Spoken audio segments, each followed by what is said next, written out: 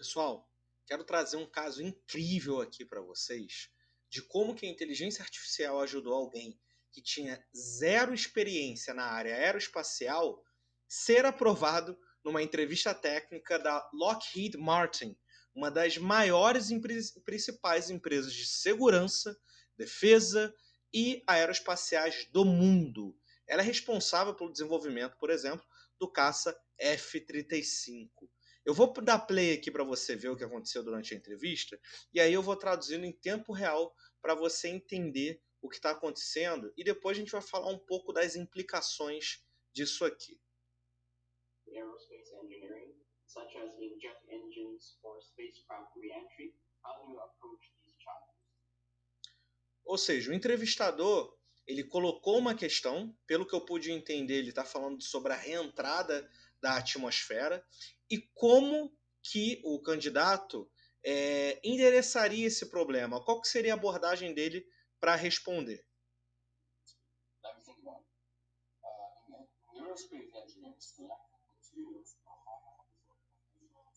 Ó, repara aqui nesse trecho do vídeo, ele chegou e falou assim pro cara, deixa eu pensar a respeito. Aí foi o tempo que ele precisava para renderizar a resposta. E aí, aqui já vai aparecendo escrito para ele os principais pontos, né? So first,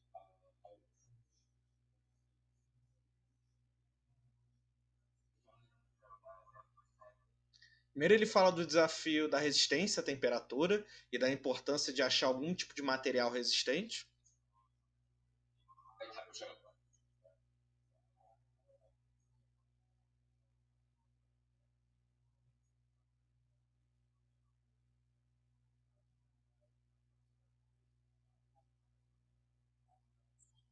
Ele também cita outro ponto, né, a transferência de calor.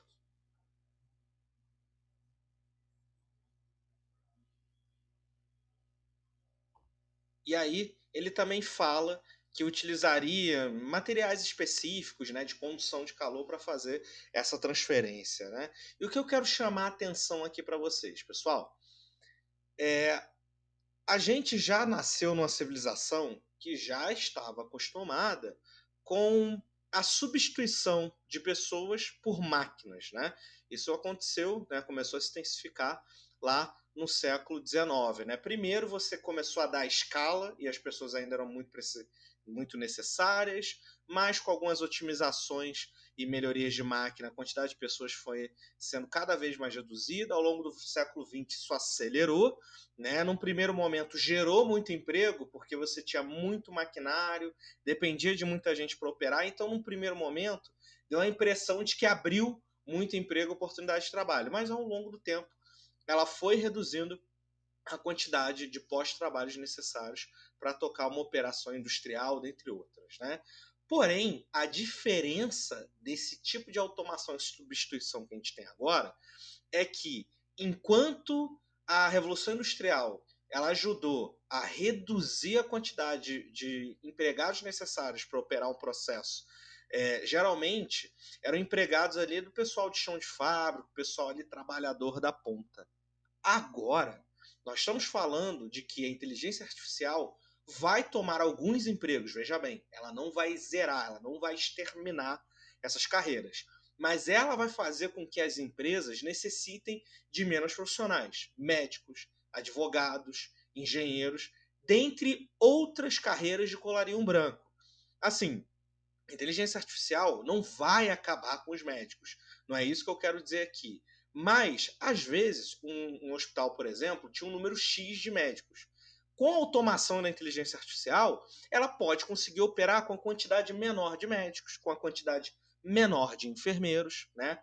A advocacia, empresas aí que têm uma área jurídica com 15, 20 funcionários, vai passar a operar com 7 funcionários, 6 funcionários, e assim, a área jurídica se tornou a chamada hard user, ou seja, aquele usuário que faz um uso muito sofisticado da inteligência artificial.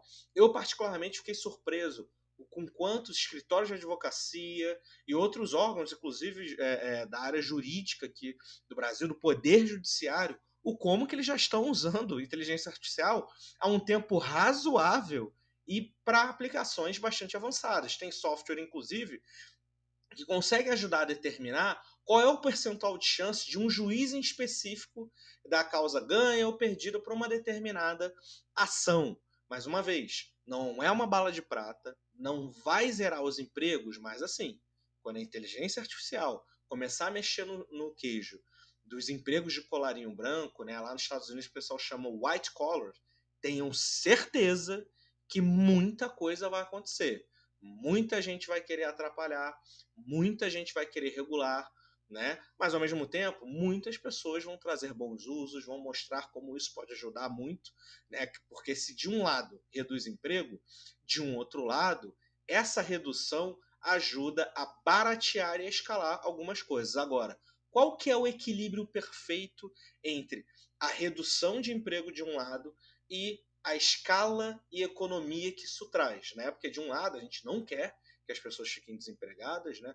Muitas pessoas dependem das suas profissões para levar o pão de cada dia para suas famílias, então isso é muito importante. A gente tem que olhar com muito cuidado e com muito respeito, mas de um outro lado, a gente também, enquanto civilização, se beneficia quando há um ganho de escala e redução de custo de produção, porque isso permite coisas que às vezes há décadas atrás eram muito caras, hoje em dia ser acessíveis por pessoas que há muito tempo atrás sequer teriam condição de comprar, né, e ter acesso, tá?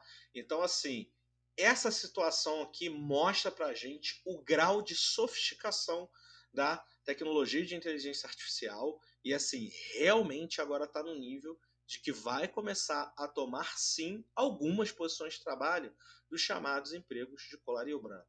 Coloca aqui nos comentários o que você acha a respeito, quais são as suas opiniões e o que você tem feito para se preparar diante desse cenário, tá bom? Forte abraço, fica ligado aí nas novidades e bons negócios.